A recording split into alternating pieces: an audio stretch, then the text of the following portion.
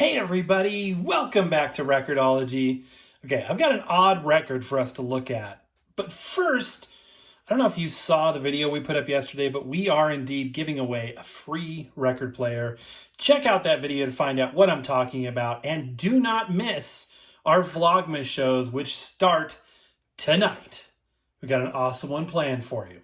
And if you are trying to win one of those record players, if you're here in the US, you will know that you are looking for keywords, magic words, and the first one will be given out tonight. So you're not going to want to miss that.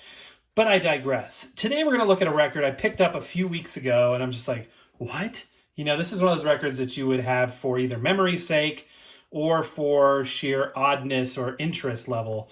This is, looks like it was originally from the Denver public school system music department. I love record players from the school department or from the public schools, and anything, that takes me back to my childhood. This is something that might be a little before my generation, but I seem to have memories of music class where they would break out like a big bin full of instruments for people that don't know how to play instruments, wood sticks that you clack together, things you shake, you know what I mean? Stuff like that, which I really enjoyed that. It must have been quite a racket because we're basically all just smacking things together on the beat. But this looks like it might be a game. I'm not 100% sure. Lummi Sticks by Koo-Ee, produced by Twins & Company of Los Altos, California. Record of instruction, introduction by Johnny Pearson, includes teaching the chant and step-by-step instruction in the play of the game. So this may be something else. But it is reminiscent of those wooden sticks that I remember painted in vivid colors of blue, green, red, yellow. Koo-Ee, the Lummi Stick Chant. Mako Weko Teo We Koo-Ee Tana. And it goes on and on. Tap down. Tap together. Toss right. Toss left. Tap front, flip, tap side, cross tap. And there are the patterns for you. You can play right along. To the reader. The game of Lummi Sticks has a diversified and colorful origin many hundreds of years ago in a faraway land. A stick game called Raku, or something like that, was played by the native tribesmen. Rumor has it this game, various forms, blah, blah, blah, blah, Chinese, Eskimos, Moars. We invite you to play the modern version of this game, Lummi Sticks. They invite us. So how can we turn them down? Let's see what we have in the package here. There's a record of some sort. Again, when I got this originally, and like I do with everything interesting, I try not to look at it too closely, if that makes sense, because I want to save the experience, the unboxing, the discovery for the show. I mean, that's what it's all about. In here we have instruction sheets. Okay. Oh, cool. So there's multiple copies of it. So you would literally pass these around. Okay, Jimmy and Tommy and Bobby. Everybody's name had an E on the end of it back then. So here's your instruction sheet. Copyright 1961. By the time I was a child going through the public school system in the 1980s, we never got anything that was photocopied in black ink like that. Everything was on those terrible, I don't know the word, you guys will know, but it was some kind of like cheaper than cheap photocopy where it was blue, like a light pale blue ink on white paper. Cost them probably next to nothing. That's what everything I had, growing up was on. So a lot of sheets, that probably 20 pages of the same instruction sheet, which is cool that all of that has survived. Put this back up here.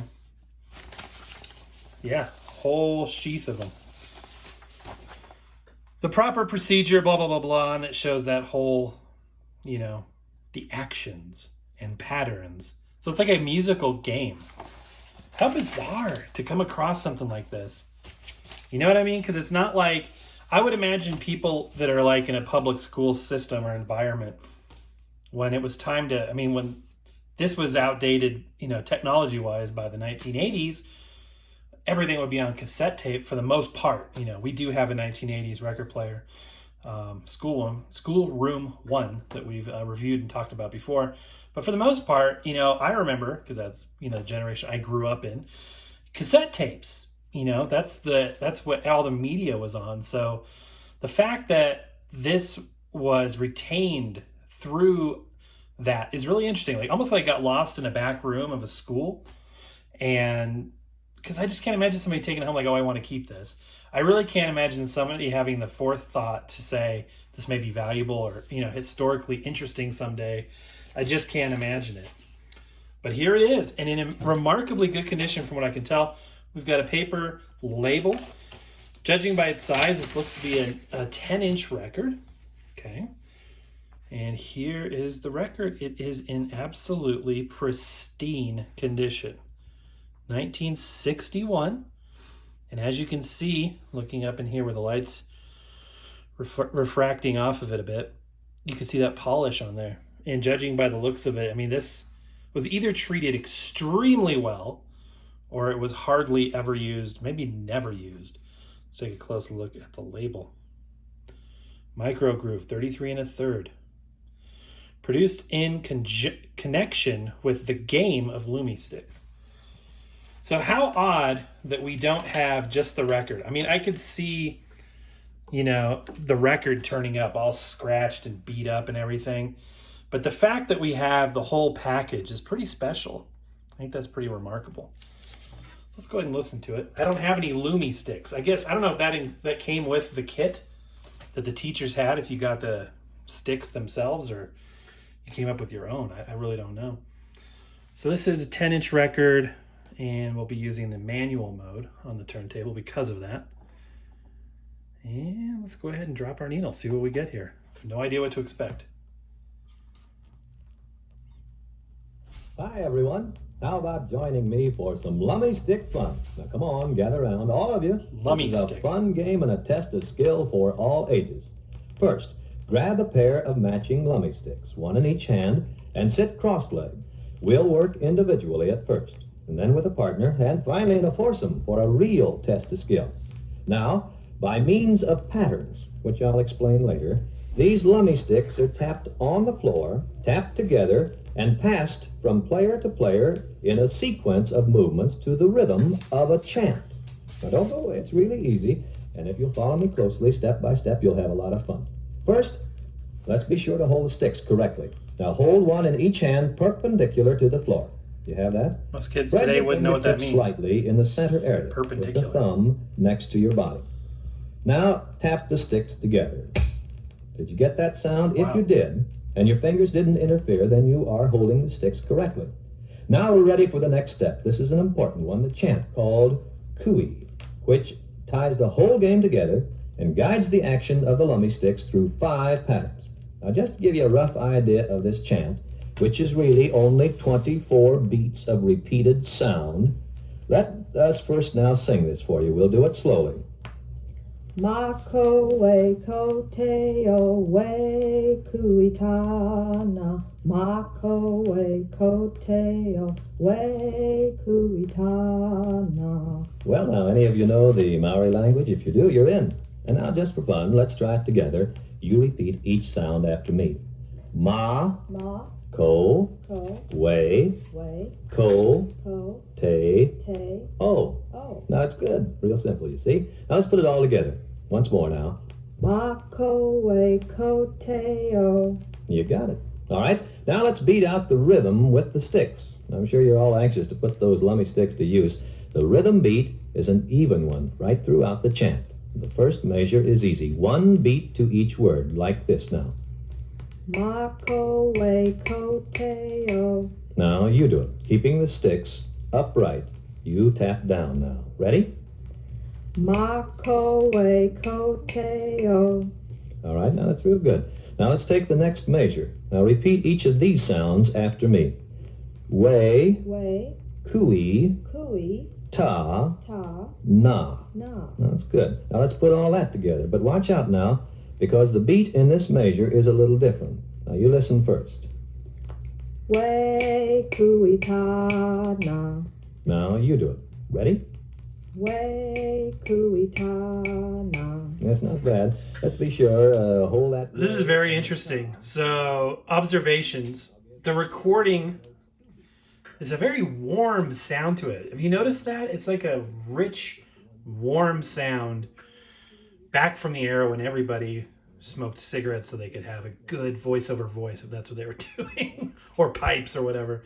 But, you know, one of you guys mentioned to me in the comments recently about, and this is something that, again, I learned so much from you guys, blew my mind. And that is the concept of the equipment upon which things were recorded. So this has like kind of a tube amp, warm, rich sound. You know, perhaps it was probably recorded on something with a tube amp because it has that warmth that is missing from solid state amplification. Even though we're listening to it back on solid state equipment, the fact that it was recorded probably with that tube amp really gives it that warmth. I don't know if you guys noticed that or not, but it's something that has been really interesting. I think somebody was saying about the Columbia records that up to a certain point they were mastered with tube amplification. You could really tell the difference. So this gets more and more complex, it sounds like, the further you get. So let's go ahead and flip the record and see where the class would end up. It's an interesting thing. Not quite what I thought. I literally thought it was just, let's smack some sticks together. But it seems to be an actual game or an activity. It's really cool. Tap front, except your forearms are crossed in front of your body. After tapping, flip the sticks with your arms still crossed and follow this with another tap. Arms still crossed. In other words, cross, tap, flip, cross, tap. Now this is followed by all of pattern 4. However, you add a tap side after the tap side flip for the extra beat necessary to finish the 24 beats of the chant. To make sure that you understand, tap it out slowly as I say it. Ready? Cross, tap, flip, cross, tap. See if I can get to the end and get a final performance of this. This is very, very interesting.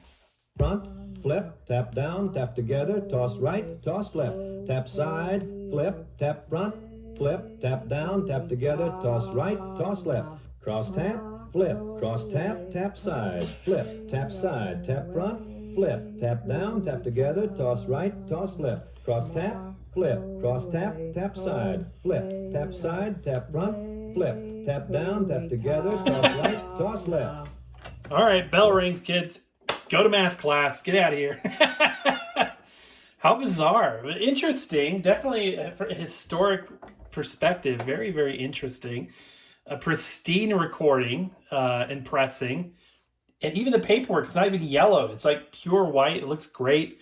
Doesn't really come across in this room because, as you know, we got that kind of, the incandescent light in here has a very warm color temperature, unfortunately.